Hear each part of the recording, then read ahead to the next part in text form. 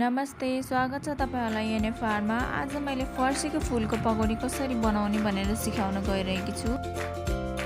यसको लागि हामीलाई चाहिने इन्ग्रेडिएन्ट भनेको फर्सीको फूल, 1 कप जति बेसन र आधी घण्टा जति भिजाएर राखेको चामल हो। सबैभन्दा पहिला हामी यो चामललाई चाहिँ थोरै पानी हालेर मिक्सरमा पिन्छौं।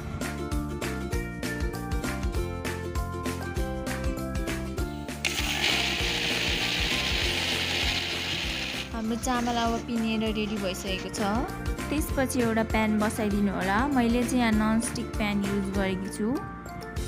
यसमा तेल हालेर अब तताउन राख्दिनु होला। त्यसपछि अब एउटा भाँडामा हामी अघिको बेसन हाल्छौं र अघि चामलको पनि पेस्ट हाल्छौं।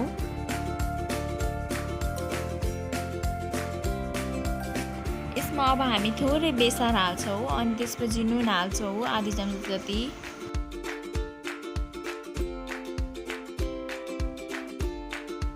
थोरै खुर्सानी हाल्छौं। मैले चाहिँ यहाँ थोरै नै खुर्सानी युज गरेको छु।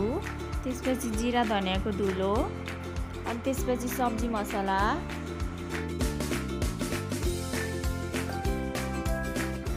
अनि लास्टमा थोरै बिरे नुन हालेर यसलाई मज्जाले मिक्स गरिदिन्छौं।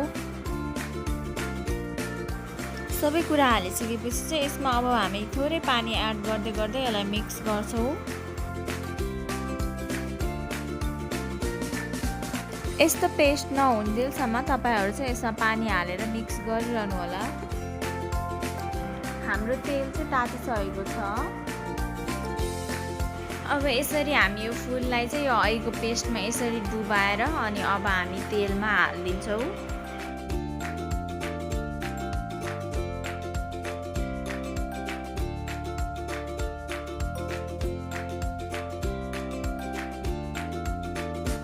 यस्तै गरी अरु सबै फूलहरु पनि हाल्दिनु होला।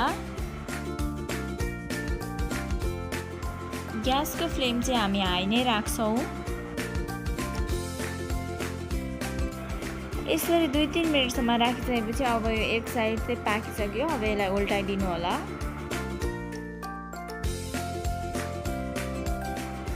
त्यसपछि फेरि 2-3 मिनेटसम्म अर्को साइड पनि पाकिसकेपछि यसलाई अब झिक्दिनु होला। यस्तै गरी हेर्नुस् हाम्रो पकौडी एकदम चाँडो रेडी भइसकेको छ। यो चाहिँ चाँडै पाक्ने भएकोले यसलाई तपाईहरु धेरै बेरसम्म पकाइरहनु पर्दैन। यसरी हाम्रो पकौडी रेडी भइसकेको छ। अब यसलाई झिकेर तपाईहरु खान सक्नुहुनेछ।